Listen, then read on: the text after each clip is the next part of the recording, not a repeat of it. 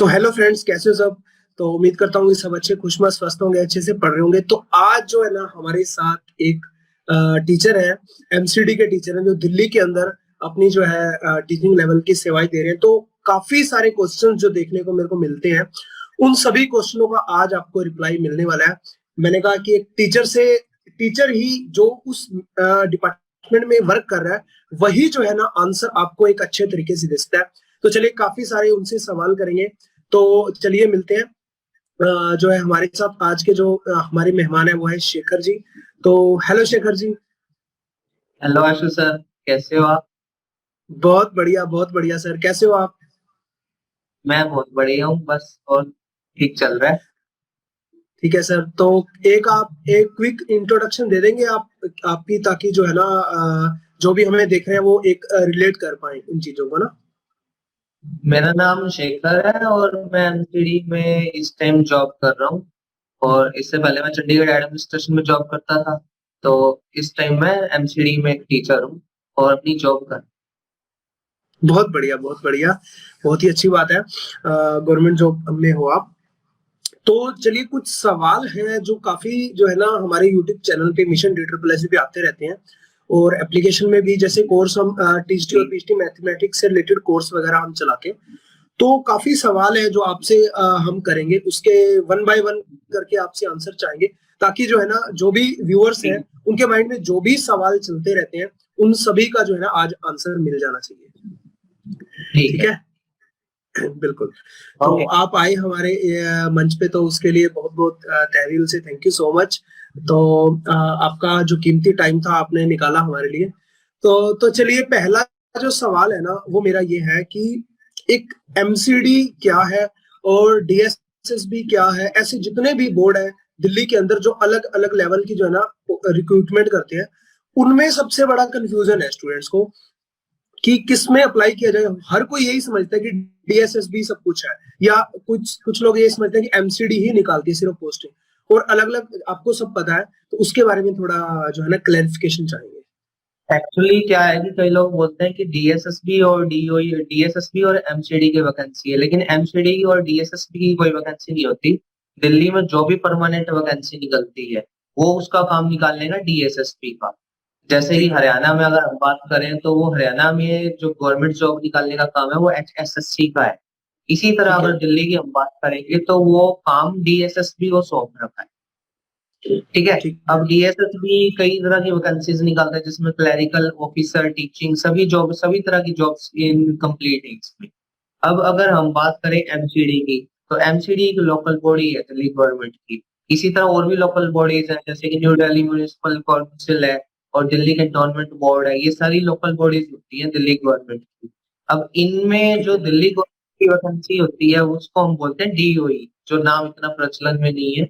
जैसे डीओई का ठीक है। मतलब होता है डायरेक्टोरेट ऑफ एजुकेशन। ठीक है। और एमपी की वैकेंसी तो अलग हो ही गई है। तो अब अगर मान लो परमानेंट वैकेंसी अगर निकल रही है तो एमसीडी की और डीओई की इस तरह हम डिस्टिंग्विश कर सकते हैं। एमसीडी की वैकेंसी होगी और जो डीओई की है वो दिल्ली गवर्नमेंट की होती है। लेकिन है सारी ही गवर्नमेंट जॉब्स। सारी गवर्नमेंट जॉब्स है। ठीक है। हाँ। बहुत बढ़िया। एक कंफ्यूजन ये ज्यादा पूछा जा रहा है, जो सवाल हमारे पास आ रहा है, कि जो गेस्ट टीचर लग जाते हैं, अभी गेस्ट जो है ना टीचर्स की वैकेंसी निकली थी दिल्ली के अंदर। ठीक है। जो गेस्ट टीचर लग जाते हैं, क्या उसके ऊपर जो है परमानेंट वैकेंसी नहीं आ सकती। इसके नहीं, बारे में जो थोड़ा दिल्ली क्लैरिफिकेशन। गवर्नमेंट में जो गेस्ट टीचर है उसको उसके ऊपर परमानेंट वैकेंसी आ सकती है। उसको वैकेंट माना जाता है। लेकिन जो एसएसए की पोस्ट होती है उसको वैकेंट नहीं माना जाता दिल्ली गवर्नमेंट। अच्छा। तो क्या और एसएसए में भी रिक्रूटमेंट ऐसी, मतलब अगर हम देखें गेस्ट टीचर की होती है रिक्रूटमेंट। एसएसए में गेस्ट टीचर की नहीं, एसएसए में जो रिक्रूटमेंट होगी उनको एसएसए टीचर्स बोला जाएगा। उनके उनकी फंडिंग होती है सेंट्रल गवर्नमेंट से। और जो गेस्ट टीचर की फंडिंग होती है वो होती है स्टेट गवर्नमेंट से। तो उनको अलग अलग डिस्टिंग्विश कर रखा है इन्होंने। तो अच्छा, एसएसए मतलब जो गेस्ट टीचर है एसएसए उन मतलब। एसएसए मतलब सर्व शिक्षा भी। तो उनकी फंडिंग से होगी सेंटर से और उनकी पोस्टें भी अलग क्रिएट होंगी। और जो गेस्ट टीचर है उनकी रिक्रूटमेंट क्यों की जाती है ताकि अगर जो परमानेंट सीट है उसके जब तक वो परमानेंट नहीं आ रहा टीचर, तब तक उसको गेस्ट टीचर से फिलअप कर दिया जाता है। लेकिन जैसे ही परमानेंट अगर उस सीट पर आ गया या ट्रांसफर होकर भी आ गया, तो गेस्ट की सीट उसी टाइम उसको रिलीव कर दिया जाएगा गेस्ट टीचर को। लेकिन एसएसए वाले टीचर को रिलीव नहीं किया जाए। ये इन दोनों में फर्क है। ठीक है, मतलब कहने का ये है कि गेस्ट टीचर की चाहे वो रिक्रूटमेंट पूरी वैकेंसी फिल भी कर देते हैं, उसके बाद भी जो है जो हमारी रेगुलर वैकेंसी है, जो सरकारी जिसे हम नौकरी बोलते हैं, गवर्नमेंट जॉब है, वो आएगी, पोस्टें भी होंगी परमानेंट और परमानेंट पोस्ट, परमानेंट की जगह जैसे ही वो कैंडिडेट आ जाएगा तो वो उनको जो है वहां से रिलीव कर दिया जाएगा, रिलीव कर दिया जाएगा उसी टाइम उसी दिन। उसी दिन। ठीक है, ठीक है। तो अच्छा, ये चीज हो गया। और उसके अलावा जो है DSSS भी जो अपनी रिक्रूटमेंट करता है, उसके बारे में थोड़ा बताइए कि उसका जो है एग्जाम अभी कब तक हो सकता है। जैसे अभी एग्जाम की काफी ज्यादा रूमर्स भी आ रही है कि अब एग्जाम होगा 1 महीने में, 2 महीने में, तो काफी कंफ्यूजन में रहते हैं ना स्टूडेंट, और इस चक्कर में पढ़ भी नहीं पाते। बोर्ड की जो डायरेक्शंस आई है जो उसमें, तो उसमें ये है कि मई या जून के आसपास एग्जाम्स इसके हो जाएंगे, पीजीटी, पोस्ट ग्रेजुएट टीचर की। क्योंकि ठीक है, इनके जो एग्जाम्स होते हैं, उनकी ड्यूटीज लगती है टीचर्स की, तो उसमें वो जून के टाइम के आसपास वैकेंसी निकालते होते हैं। वो वैकेंसी नहीं, उसका एग्जाम निकालते होते हैं कि इस टाइम इनका एग्जाम आसानी से हम कंडक्ट करवा सकते हैं। और जो टीजीटी की बात करें, तो टीजीटी में वैकेंसी जो निकलनी थी, तो वो 18,000 के आसपास कह रहे हैं कि टोटल निकलेगी। उनमें ठीक से है, टीजीटी की वैकेंसी लगभग 10,000 के आसपास है। इसमें से टीजीटी मैथ्स की लगभग 1500 या फिर 2000 के आसपास हो जाएगी टोटल मैथ्स की। तो वो वैकेंसी निकलने की उम्मीद है। आज 1 महीना या 2 महीने कह रहा हूँ। ठीक है। तो मतलब ये हम आपको पता है कि हमारा चैनल जो है टीजीटी मैथ और पीजीटी मैथ पे ही चलता है, ठीक है। तो उसी के रिगार्डिंग आपने बताया कि 2000 वैकेंसी जो है ट्रेंड ग्रेजुएट टीचर की आने वाली है ना। हाँ, पीजीटी मैथ्स। ठीक है। और पीजीटी मैथ का जो एग्जाम अभी हुआ नहीं है, उसके कब तक होने के चांसेस हैं? पीजीटी का जो एग्जाम होना है, जिसकी 2020 में वैकेंसीज क्रिएट निकली थी, तो उसका एग्जाम मई या जून के आसपास होने की पूरे पूरे चांसेस, पूरे जो पूरे चांसेस हैं। सिस्टम इनका लग रहा है, क्योंकि कोर्ट का इंटरफेरेंस बहुत ज्यादा है। तो ठीक है, उसके लिए ये अपना मई या जून में वैकेंसी को एग्जाम लेने की पूरी पूरी कोशिश करेंगे। और इन्होंने कोर्ट में ये भी कहा है कि हम दिसंबर तक इसको पूरा प्रोसेस को कंप्लीट कर लें। तो अगर दिसंबर तक इन्होंने गाइडलाइंस ली है, डेडलाइन ली है, तो उसके लिए जून में तो ये पेपर करवाएंगे ही करवाएंगे। ठीक है। और एक चीज और बताइए कि जो ट्रेंड ग्रेजुएट टीचर के हैं, उसकी मार्च के अंदर अगर हम मान के चलते हैं कि फॉर्म अगर निकल जाएंगे, तो उसका भी एग्जाम जून जुलाई तक होने की संभावना है ना। उसका एग्जाम हो सकता है कि 2 महीने या 3 महीने और डिले हो जाए, क्योंकि प्रोसेस होने में काफी टाइम लगता है। क्योंकि टीजीटी की काफी सारी वैकेंसीज होती है और टीजीटी के कई सारे सब्जेक्ट्स होते हैं, उनके कैंडिडेट्स बहुत ज्यादा क्वांटिटी में होते हैं। ठीक तो है। इसलिए वो 2-3 मंथ और डिले हो सकता है उसका एग्जाम। मीन्स अगस्त या सितंबर में उसके चांसेस भी हैं टीजीटी मैथ्स के एग्जाम होने। मतलब काफी टाइम मिल जाएगा उनको जो अभी प्रिपेयर कर रहे हैं ट्रेंड ग्रेजुएट टीचर के लिए ना। बिल्कुल, 6 मंथ्स उनको आराम से मिल जाएंगे एग्जाम की तैयारी के लिए। ठीक है, 6 मंथ मिलेंगे तो उसके लिए तैयारी। तो सभी को मैं बताना चाहूंगा कि एप्लीकेशन जरूर डाउनलोड कर लेना मिशन DSSB की। उसके अंदर जो है ना आपको कंप्लीट कोर्स मिल जाएगा और वो सारी चीजें मिलती हैं। और नंबर भी आपको स्क्रीन पे शो हो रहा होगा, उस पर कॉल भी कर सकते हो, कोई प्रॉब्लम है, क्वेरी है तो। और आगे हम सर से कुछ और क्वेश्चन पूछते हैं। तो चलिए सर बताइए, एक और प्रॉब्लम देखने को आ रही है, कुछ कॉमर्स बैकग्राउंड के जो स्टूडेंट है ना, उन्होंने भी टीचिंग लाइन में आने की सोच ली है। अब एक जो कॉमर्स बैकग्राउंड का है, उसने +2 तक कॉमर्स लिया है और ग्रेजुएशन भी उसने जैसे कि बीकॉम की है, या जैसे कि बीकॉम ही करते हैं ना कॉमर्स वाले, बीकॉम ठीक है करते ना। हैं। हाँ, तो वो बाकी के जो है वो करते हैं, जैसे बीएससी करते हैं या ग्रेजुएशन बीए विद मैथ करते हैं, उनका तो सभी को पता ही है, ठीक है, वो तो टीचिंग लाइन में जा ही सकते हैं। एक तो हो गए मेरे बीसीए वाले और एक हो गए बीकॉम वाले। तो बीकॉम वाले का जो है ना वो क्या स्कोप रहता है, उनको आगे क्या करना चाहिए ग्रेजुएशन के बाद? बीएड करनी चाहिए, मास्टर डिग्री किसमें करनी चाहिए कि वो टीचिंग लाइन में आ सकते हैं प्रॉपर? क्योंकि उनको ना पता नहीं होता, वो कर तो लेते हैं बीएड, बट ये नहीं पता होता कि सब्जेक्ट कॉम्बिनेशन क्या बनेगा और हम कहाँ कहाँ अप्लाई कर सकते हैं। इस चीज के बारे में थोड़ा क्लैरिफिकेशन करिए। पहले तो मैं बीकॉम की बात करूंगा। अगर वो पीजीटी यानी पोस्ट ग्रेजुएट टीचर के लिए चाहते हैं अपना स्कोप, तो उन्हें एमकॉम तो कर ही लेनी होगी, तो वो तो क्लियर है सबके माइंड में। एमकॉम के साथ बीएड भी करना चाहिए उनको। और अगर मान लो वो ट्रेंड ग्रेजुएट टीचर की बात करते हैं, तो एक कंफ्यूजन है कि वो मैथ्स के लिए एलिजिबल होंगे या नहीं होंगे। एक बिल्कुल। क्लियर बात ये है, तो कॉमर्स वाले स्टूडेंट्स हैं, ये जो बीकॉम वाले स्टूडेंट्स हैं, वो टीजीटी मैथ्स में एलिजिबल नहीं हो सकते किसी भी हालत, क्योंकि जो उनका मैथ्स जो उन्होंने ग्रेजुएशन में यानी अपनी बीकॉम में पढ़ा है, वो बीएससी वाले मैथ्स से बिल्कुल अलग होता है। वो ठीक है। साइंटिफिक मैथ्स नहीं होता, वो दूसरे वाला मैथ्स होता है, कॉमर्स वाला बोल सकते हैं। तो इसलिए मैथ्स में किसी भी हालत में एलिजिबल नहीं हो सकते, चाहे उनके पास कोई भी सब्जेक्ट हो बीएड में। और दूसरी ठीक बात, है। वो एक सोशल साइंस के लिए एलिजिबल होते हैं, टीजीटी सोशल साइंस। अच्छा। ठीक तो है। वो सोशल साइंस से अपना एग्जाम दे सकते हैं बीएड में। अगर उनके पास बीएड में नहीं था सब्जेक्ट टीचिंग और सोशल साइंस, तो एडिशनल दे सकते हैं बीएड में, और टीजीटी सोशल साइंस के लिए वो एलिजिबल हो, अच्छा। उसमें और दे सकते हैं। जो मास्टर डिग्री उन्होंने की है उसका क्या बेनिफिट है? मास्टर डिग्री जो उन्होंने की है, वो उनके लिए वो पीजीटी के लिए अप्लाई कर सकते हैं, पोस्ट ग्रेजुएट टीचर के लिए। तो टीजीटी का स्कोप अलग है, पीजीटी का अलग है। उसके लिए हमें ये सोच देखना होता है कि अगर आपने टीजीटी बनना है, ट्रेंड ग्रेजुएट टीचर बनना है, तो आपको बीएड के लिए सब्जेक्ट बनाने पड़ेंगे और ग्रेजुएशन में वो सब्जेक्ट बनाने पड़ेंगे। अगर आपको पोस्ट ग्रेजुएट टीचर के लिए अप्लाई करना है, तो उसके लिए ग्रेजुएशन के सब्जेक्ट्स की कोई बाउंडेशन नहीं है। आप सीधा पोस्ट ग्रेजुएशन अपनी करो, उसमें सब्जेक्ट जो हो गए वो उसके लिए एलिजिबल माना जाता है, पोस्ट तो ग्रेजुएट टीचर।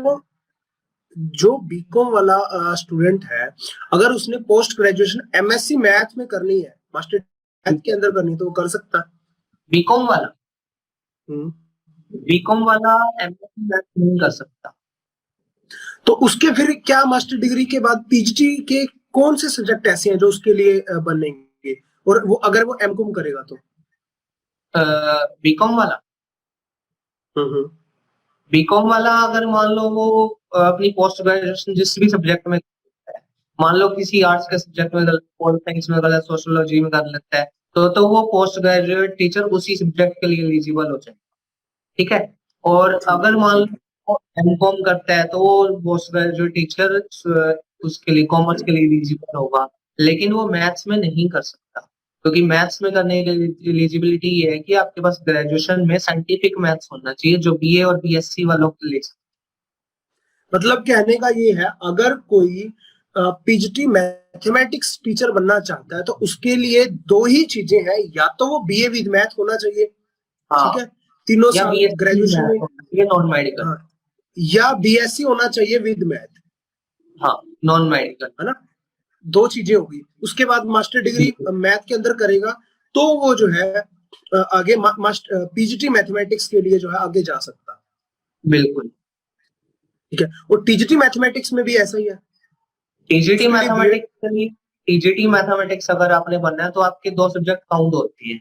एक तो ठीक है। ग्रेजुएशन में आपके सब्जेक्ट्स मैच होने चाहिए, जो आपका सब्जेक्ट है। दूसरा, बीएड में भी कोई होना चाहिए जो टीचिंग ऑफ मैथ्स आप ले रहे हैं। तो टीचिंग ऑफ मैथ्स बीएड में होना चाहिए, और ग्रेजुएशन में कोई 2 साल आपके पास मैथ्स होना चाहिए। सेकेंड ईयर या थर्ड ईयर या फर्स्ट ईयर सेकेंड ईयर जिस भी साल में हो, 100 मार्क्स के जो पेपर होते हैं वो होने चाहिए आपके पास, तो आप टीजीटी मैथ्स के ग्रेजुएशन। लिए एलिजिबल होंगे। अच्छा, तो एक सवाल और है सर आपसे कि एमसीडी के अंदर टीजीटी और पीजीटी की वैकेंसी निकलती है या नहीं निकलती, जैसे कि डीओई के अंदर निकलती है? ठीक है। डीओई का मतलब है कि उनके जो स्कूल्स होते हैं वो 1st to 12th तक के होते हैं। ठीक है। तो ओके। अगर 1st to 5th है, वहां पे प्राइमरी टीचर की भी जरूरत होगी, 6th to 10th के लिए टीजीटी की जरूरत होगी, और 11th 12th के लिए पीजीटी की जरूरत होगी। तो उनमें डीओई में सभी वैकेंसीज निकलती है, पीआरटी, टीजीटी, पीजीटी। लेकिन जो एमसीडी का होते हैं, उसमें सिर्फ वो स्कूल 1st to 5th के ही होते हैं। ओके। प्राइमरी स्कूल उनमें 6th to 8th की या 10th की कोई क्लास नहीं होती है। तो क्लास नहीं एमसीडी होती। प्राइमरी टीचर की ही वैकेंसी निकलती है। और इसके साथ मतलब साथ स्पेशल एजुकेटर की भी वैकेंसी निकलती है। अच्छा, वो किसके लिए होती है? स्पेशल एजुकेटर के लिए होता है जिन्होंने डीएड स्पेशल एजुकेशन यानी कि diploma in education special education में अगर की है, सिर्फ वो स्पेशल लोग एजुकेशन में जैसे। स्पेशल एजुकेटर के लिए एलिजिबल होंगे। ओके ओके ओके, मतलब कहने का ये है कि एमसीडी की अगर हम बात करें तो उसमें सिर्फ फर्स्ट टू फिफ्थ क्लास तक ही टीचर लिए जाते हैं, बिल्कुल। प्राइमरी स्कूल की ली जाती है, और स्पेशल एजुकेटर की भी होती है। हाँ, ठीक है। और अगर हम डीओ की बात की जाए तो वो फर्स्ट से 12 तक के क्लासेस होती हैं, तो उसके अंदर पीआरटी भी होता है, टीजीटी भी होता है और पीजीटी भी होता है। पीजीटी भी होता है। और इसी तरह से जो एमसीडी के स्कूल है वहाँ नर्सरी टीचर की भी वैकेंसी निकलती है। जो नर्सरी टीचर का जिसने डिप्लोमा किया होता है जिसको एनटीटी बोलते हैं, तो वो भी एमसीडी में एलिजिबल होता है, सिर्फ नर्सरी टीचर के लिए। सिर्फ नर्सरी एनटीटी का जो डिप्लोमा किए हुए कैंडिडेट ही उसको अप्लाई कर सकते हैं। हाँ, तो चलिए सर, एक सवाल और है आपसे कि सीटेट की क्या क्राइटेरिया रहता है, कि कुछ लोगों को कंफ्यूजन रहता है कि सीटेट पहले होना चाहिए नहीं होना चाहिए, या डीएसएसबी की पोस्टें या एमसीडी की पोस्टें, सॉरी एमसीडी के लिए, हाँ एमसीडी के लिए भी होता है, और या डीओई के लिए सीटेट कितना कंपलसरी है, मतलब उस चीज के बारे में थोड़ा बताइए आप। जो एनसीडी गाइडलाइंस आई हुई है पहले से, उसमें ये है कि जो भी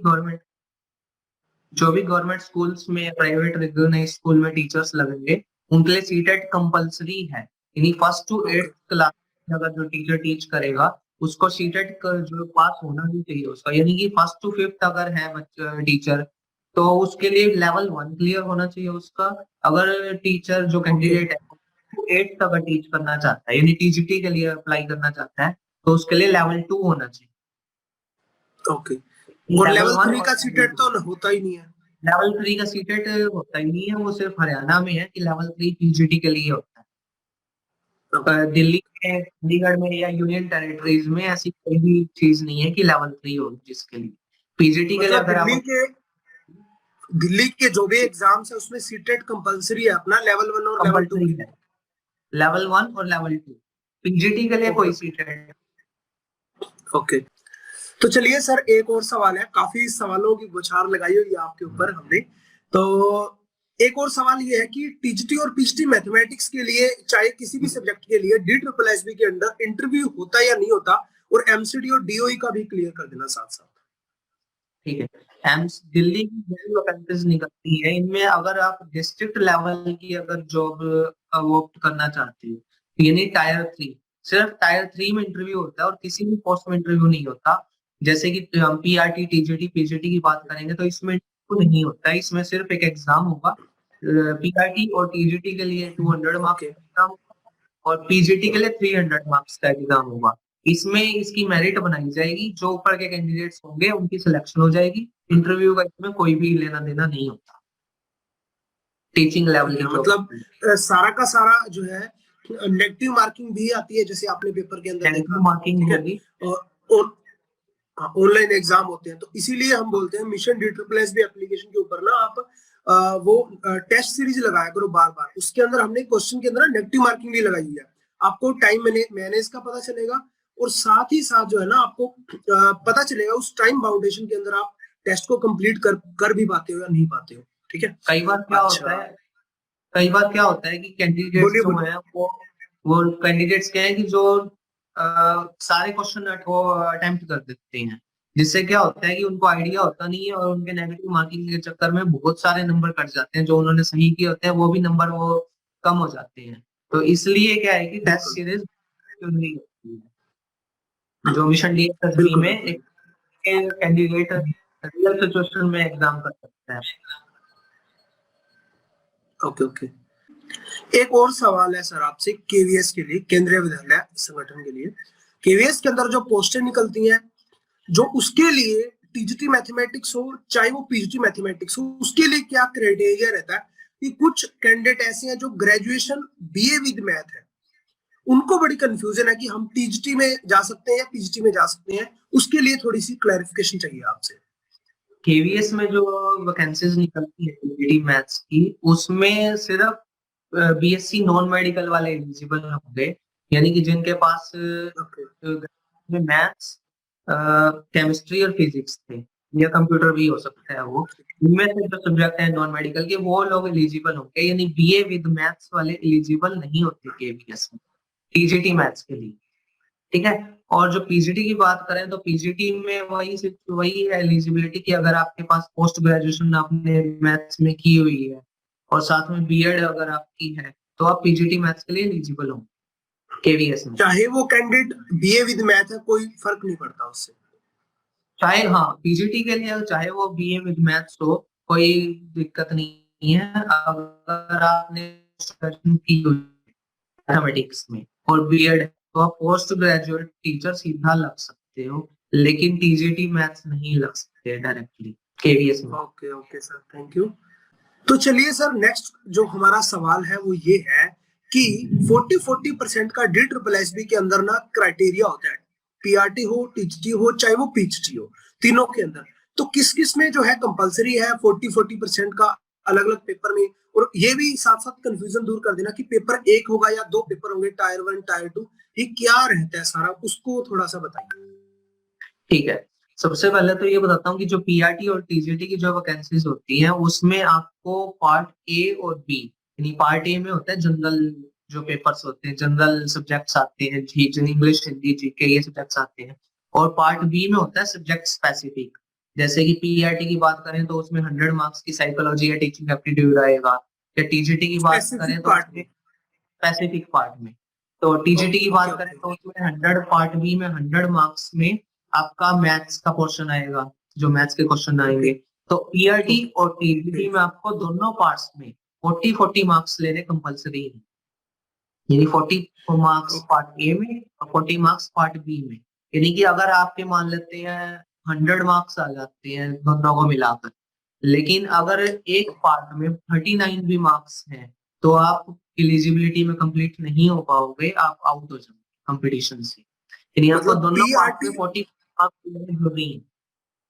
पीआरटी में और 40% चाहिए, पार्ट ए में, पार्ट बी में भी 40%। ट्रेंड ग्रेजुएट टीचर में भी आपको 40-40 मार्क्स लेने जरूरी हैं दोनों पार्ट्स में।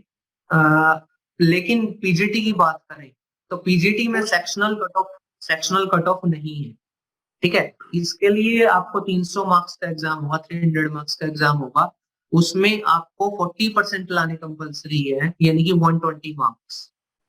मैं ये कहना चाहता हूँ कि पोस्ट ग्रेजुएट टीचर में आपको दो पेपर होंगे, पहला 100 नंबर का, मतलब पेपर एक ही होगा, ठीक है। बड़ी कंफ्यूजन है लोगों को कि टायर 1 टायर 2 पहले हुआ करता था, अभी पेपर एक ही होता है। पेपर एक ही पेपर के अंदर दो पार्ट होते हैं, पार्ट 1 जिसके अंदर 100 मार्क्स का कॉमन सेक्शन होगा, पार्ट 2 जिसके अंदर जो है आपका होगा सब्जेक्ट स्पेसिफिकेशन। जैसे हमारा मैथ है तो मैथ होगा सारा उसमें ना।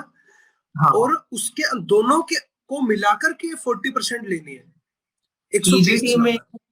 पीजीटी में 300 मार्क्स का एग्जाम होगा पोस्ट ग्रेजुएट टीचर में, और उसमें आपको 40% मार्क्स दोनों को मिलाकर लाने, यानी कि अगर 300 में से 40% की बात करें तो 120 मार्क्स हो जाते हैं। तो 120 मार्क्स आपको लाने हैं, दोनों में अलग अलग सेक्शनल कट ऑफ नहीं बनेगी, आप सेक्शनल एलिजिबिलिटी नहीं काउंट होगी। और जो लास्ट टाइम अभी 2018 के अंदर जो DSSB पीजीटी मैथमेटिक्स का जो एग्जाम हुआ था उसमें आई थिंक 125-26 के नियर अबाउट गई थी ना कट ऑफ। हाँ, बहुत कम गई। तो मतलब अभी, हाँ, तो सभी को मैं बताना चाहता हूँ कि 300 नंबर का पेपर होता है, उसमें से 126 नंबर जिसने लिए वो सिलेक्शन ले जाता है। यहाँ पे ये नहीं है कि आप कितने इंटेलिजेंट हो, यहाँ पे ये है कि आप किस टाइप से मैनेज करते हो पेपर को, और नेगेटिव मार्किंग कितनी आप उसका ध्यान रखते हो। ये है कि 40% मिनिमम लाने हैं और 41 या 42% पे आपका सिलेक्शन हो रहा है, तो आप सोच सकते हो कि कितनी बड़ी अपॉर्चुनिटी आपके हाथ में, और वहां पे इंटरव्यू भी नहीं है, वो डायरेक्ट सिलेक्शन है। ज्यादातर कैंडिडेट्स क्या होते हैं कि वो सभी क्वेश्चन अटेम्प्ट कर देते हैं, वो सोचते हैं कि मतलब सही हो जाएंगे क्वेश्चंस, लेकिन ज्यादातर ऐसा नहीं होता है। उसमें हमें नेगेटिव मार्किंग का ध्यान रखना होता है कि अगर हमारे क्वेश्चन ज्यादा गलत हो जाएंगे तो हमारे मार्क्स उतने कट भी जाएंगे, ठीक है। तो इसके लिए हमें एक टेस्ट सीरीज ज्वाइन जरूर है, जिससे हमें रियल टाइम सिचुएशन का थोड़ा सा आइडिया हो जाए। उसके लिए कोई भी टेस्ट सीरीज हो, जैसे कि मिशन DSSB की, टीजीटी मैथ्स की एक और पीजीटी मैथमेटिक्स की टेस्ट सीरीज होती है, वो हमें जरूर ज्वाइन कर लेनी चाहिए। उससे क्या होगा कि हमारे को तो एग्जाम क्वेश्चंस आने हैं, क्वेश्चंस तो हम प्रैक्टिस कर ही लेते हैं घर पर, लेकिन जब हम पेपर देने जाते हैं तो हम घबरा जाते हैं कई बार कि ऐसे क्वेश्चंस आ गए हैं, क्या होगा। तो अगर हम पहले से ही पेपर दे के बैठे होंगे, इस तरह की टेस्ट सीरीज हमने दी होगी, तो हम घबराएंगे नहीं उस चीज से। और दूसरी बात, हमें नेगेटिव मार्किंग का भी पता चल जाएगा कि हमने कौन सा क्वेश्चन अटेम्प्ट करना है और कौन सा अटेम्प्ट नहीं करना। नहीं करना। डीएसएस भी इसमें बहुत आगे सराहनीय काम कर रहा है, जिसमें आगे बहुत थैंक यू बच्चों को अपॉर्चुनिटीज मिले। जी जी, थैंक यू सर। अच्छा, एक सवाल हो रहा है सर, लास्ट सवाल है आपसे कि कितनी प्रिपरेशन की जाए, स्टूडेंट्स तैयारी कर रहे हैं, ठीक है, कितनी प्रिपरेशन की जाए कि कॉमन सेक्शन है, चाहे वो सब्जेक्ट स्पेसिफिकेशन है, कितना वो टाइम उसे देना चाहिए, और जो है कि किस लेवल तक की प्रिपरेशन करनी चाहिए, और कितना उसे डेली टाइम देना चाहिए, रिवीजन कितनी करनी चाहिए, कि जिसके बेस पे हम कह सकते हैं कि एक टेस्ट को हम क्वालिफाई कर सकते हैं। देखिए, टीजीटी मैथमेटिक्स, पीजीटी मैथमेटिक्स, इसमें ये सब्जेक्ट ऐसा है जिसमें आपको मैथ्स में ज्यादा लेबर करनी पड़ती है। ये बाकी सब्जेक्ट जैसे ऐसा सब्जेक्ट नहीं है जिसमें थोड़ा पढ़ के भी आप उतने ज्यादा नंबर ले सकते हैं। मैथ्स में आपको ज्यादा प्रैक्टिस की जरूरत तो पड़ेगी पड़ेगी। और दूसरी बात क्या है कि अगर हम पार्ट ए की बात करें, यानी जो जनरल पेपर होता है 100 मार्क्स का, उसमें हमें हल्के में नहीं लेना चाहिए उसको। क्योंकि क्या होता है, कई बार जैसे जीके का हमने पोर्शन नहीं किया, हमने सोचा कि हम मैथ्स ज्यादा करते रहे, तो जीके के जो हमारे आने हैं वो हमारे 0 हो जाएंगे यार। मैक्सिमम 2 और 3 मार्क्स उसमें आएंगे हमारे, अगर हमने उसको प्रिपेयर नहीं किया है तो। इसमें क्या होता है कि हमारा जो 20 नंबर का जो पेपर है वो हम बाकियों से पीछे हो जाते हैं। इसके लिए क्या है कि किसी पेपर को, किसी भी सब्जेक्ट हमने हल्के में नहीं लेना होता। जो भी सब्जेक्ट आ रहे हैं हमें उसमें अच्छे से प्रिपेयर उसको कर लेना चाहिए, ताकि जो भी क्वेश्चंस आए हम उसमें उसको अटेम्प्ट कर सकें। चाहे वो मैथ्स हो, चाहे हिंदी इंग्लिश हो। जैसे कई बार क्या कैंडिडेट्स कहते हैं कि हमने इंग्लिश में इतना प्रिपेयर नहीं किया या जीके में प्रिपेयर नहीं किया, बाकी हिंदी और रीजनिंग वगैरह तो हो जाती है सबसे। तो इंग्लिश और जीके, इसमें भी आपको बराबर फोकस करना है, जिसमें से कि आप उसमें अच्छे मार्क्स ले सकें। और जो सब्जेक्ट स्पेसिफिक आपका पेपर है, यानी मैथमेटिक्स होगा, उसमें तो आपको मास्टरी करनी ही है, उससे आप बच नहीं सकते हो। उससे आपका क्या होगा कि जो बाकी लोग नंबर कम ले पा रहे हैं, उसमें आपका अगर टेस्ट सीरीज आपने ज्वाइन कर रखी है, अच्छी प्रैक्टिस की हुई है, तो आपका मार्क्स उसमें बढ़ जाएंगे, आपको फायदा मिलेगा। Okay okay, thank you so much sir, बहुत आपने टाइम दिया। अच्छा, और जितने भी हमारे सवाल थे जो हमारे को डेली जो पूछे जाते थे, तो उनका बहुत ही बेहतरीन तरीके से आपने रिप्लाई किया, बहुत ही अच्छा लगा। थैंक यू सो मच आपका टाइम देने के लिए, और इतने वैल्यूएबल जो है ना नॉलेज आपने जो हमारे साथ शेयर किया है। तो मैं उम्मीद करता हूँ कि जो भी व्यूअर्स देख रहे होंगे उनको बहुत ही जो है ना हेल्प हुई होगी, बहुत ही अच्छा लगा होगा, बहुत नॉलेज मिली होगी, बहुत ही उनको सवालों के जो है रिप्लाई मिले होंगे। तो उन सबसे भी उम्मीद करता हूँ कि प्लीज इस वीडियो को शेयर जरूर कर देना और अपने दोस्तों के साथ, ताकि उनको भी इस टाइप के जो सवाल उनको आते रहते हैं अपने माइंड के अंदर जो है उनको भी क्लैरिफिकेशन हो जाए।